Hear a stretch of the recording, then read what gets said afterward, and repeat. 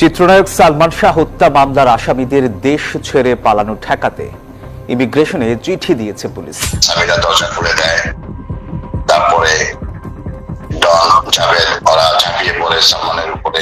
যদি ভুল বুঝে তাহলে আমি কি করতে পারি? এখন থেকে আপনার আমার দেখা হবে কোর্টে। ডন, আপনি রেডি হয়ে আসেন। Welcome welcome. সামিরা, আপনাকে বলতে চাই, গাল গল্প না, এই যে শুরু হলো, খেলা শুরু হলো আপনার সাথে।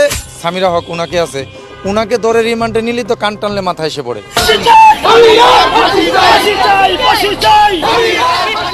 বাংলা সিনেমার রাজপুত্র, কোটি ভক্তের হৃদয়ের নায়ক সালমান শাহ, তার মৃত্যু আজও বাংলাদেশের অন্যতম রহস্যের অধ্যায়। দীর্ঘ ২৯ বছর পর অবশেষে সেই মামলাটি আত্মহত্যা থেকে হত্যা মামলায় রূপ নিয়েছে। আর নতুন তদন্তে সামনে এসেছে এমন সব তথ্য যা পুরো দেশকে আবারও নাড়া দিয়েছে। তদন্তকারীরা জানান, সালমান শাহর রহস্যজনক মৃত্যু মামলায় নতুন করে গুরুত্ব পাচ্ছে রিজভির পুরনো জবানবন্দি। সে জবানবন্দিতে রিজভি স্পষ্টভাবে স্বীকার করেছিলেন সালমান শাহ আত্মহত্যা করেননি, তাকে পরিকল্পিতভাবে হত্যা করা হয়েছে। সামিরা দরজা খুলে দেয়, তারপরে ডন জাভেদ ওরা ঝাঁপিয়ে পড়ে সালমানের উপরে। রিজভির মতে এই হত্যাকাণ্ড ছিল ১২ লক্ষ টাকার চুক্তিতে সংগঠিত একটি পরিকল্পিত হত্যা। আর এতে জড়িত ছিলেন সালমান শাহর শাশুড়ি লুতিফা হক লুসি, তার স্ত্রী সামিরা হক এবং সালমানের ঘনিষ্ঠ বন্ধু ও চলচ্চিত্রের খল অভিনেতা ডন সহ আরও বেশ কয়েকজন প্রভাবশালী ব্যক্তি।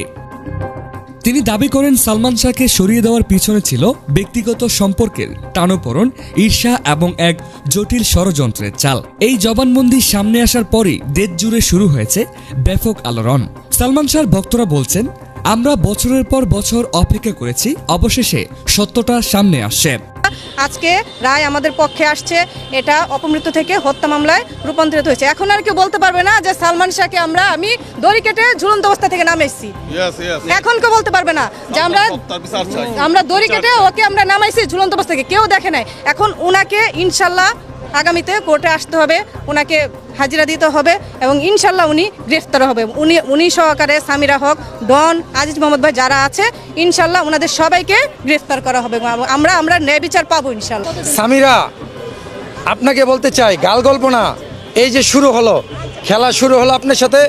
আপনার সাথে আমাদের ব্যক্তিগত কোনো আক্রোশ নাই, যা হবে আইনে হবে। আপনিও দৌড়ান, আমরাও দৌড়াই। দেখেন, আপনি তো বলছেন আমরা গাল গল্প বলি।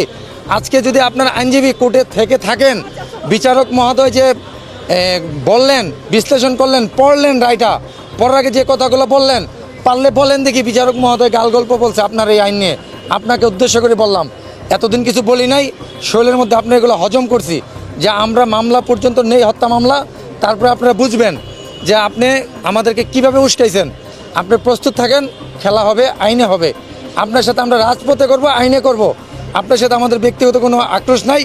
আপনাকে আমরা আক্রমণও করব না, কিছু করব না, কিন্তু আইন, এই দেশের আইন অবশ্যই বিচার করবেন।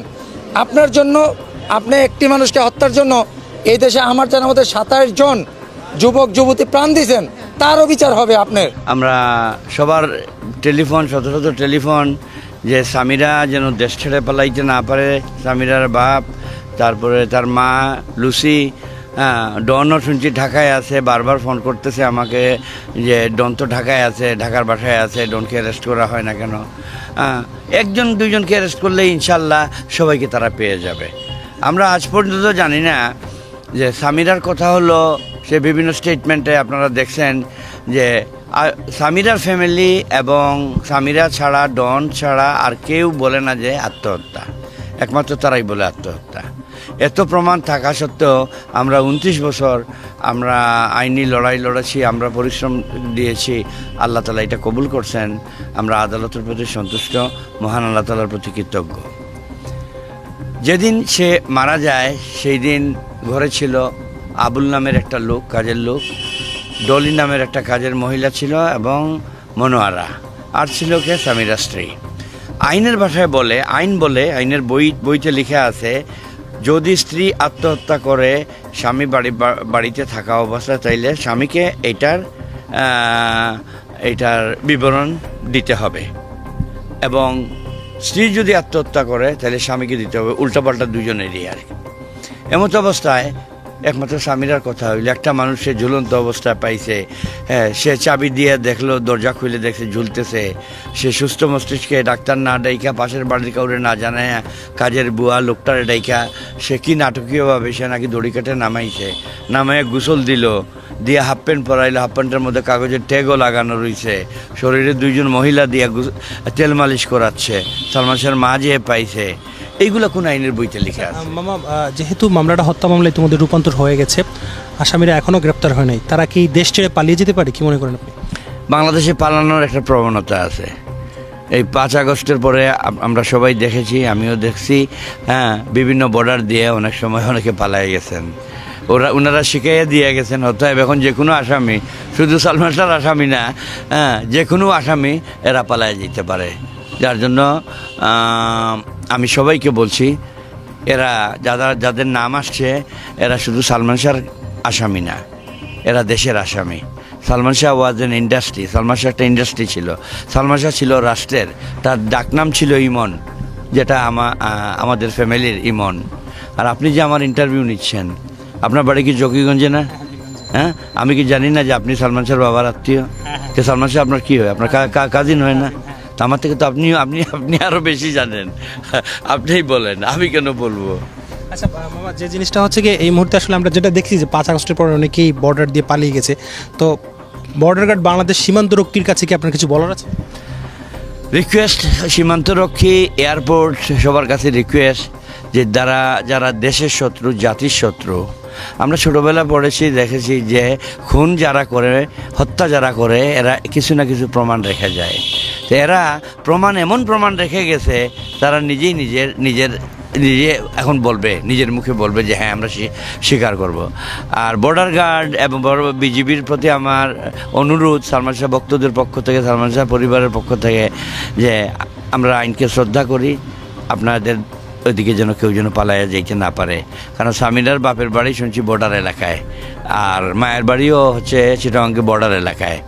হ্যাঁ, আমি রিকোয়েস্ট করতেছি। মামলাটা তো আসলে আপনার এখনকার স্টেটমেন্ট, এর আগের স্টেটমেন্ট, সব কিছু অনুযায়ী আমরা যেটা বুঝতে পারছি, এবং আপনাকে প্রশ্ন করতে চাই যে পিবিআই কি মামলাটাকে কি ধ্বংস করে দিয়েছিলেন মনোজ কুমার মজুমদার? একদম পিবিআই ধ্বংস করে দিছে। আদালত পিবিআইকে দিছে পুনঃ তদন্তের জন্য। পিবিআই তদন্ত করে, নিয়ম যেটা হলো আদালতে জমা দেবে, হ্যাঁ, মহামান্য আদালত এটার রায় দিবেন বা উনি বিশ্লেষণ করবেন। সেটা না করে মনোজ কুমার কী করলো, সে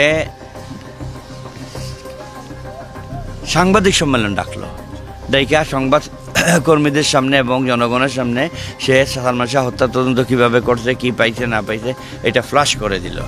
তাইলে কি করলো? একটা আদালতকে অবমাননা করলো, একটা দেশকে অবমাননা করলো, দেশের আইন মানল না, সালমান শাহর মামলাটাকে সে ধ্বংস করলো। সালমান শাহর তখনই, আপনি হয়তো জানেন না, এদিকে সালমান শাহর মা সাংবাদিকদের বলেন, আমি জানতাম আমার ছেলেকে হত্যা করা হয়েছে। আজ আদালত সেই পথেই এগোচ্ছে। আলহামদুলিল্লাহ, ন্যায় বিচার তো আমি পাবোই, কারণ সত্য সেটা সত্য। এই জন্য আল্লাহু আকবার বললাম। আমি তাহাজ্জুদে খবর পাইছি যে এটা আমার কেন দিবে না, এটা আমি এখন মামলার শুধু হত্যা মামলার তদন্ত করব না, 30 বছর যারা, এই যে মনোজ কুমার, যে পিবিআই আবু আব্দুল্লাহ, রাষ্ট্র আমার বিপক্ষে গিয়েছিল কেন, আমি সেটা জানতে চাই। তাদের বিরুদ্ধে আমি এখন বিচার চাইবো। তারা কেন আমার মামলাকে প্রভাবিত করে 29 বছরে সাক্ষী সব নষ্ট করে মামলাটাকে আত্মহত্যা বলে প্রমাণ করতে চাইলো, এটার বিচারও আমি চাইবো এখন আদালতের কাছে।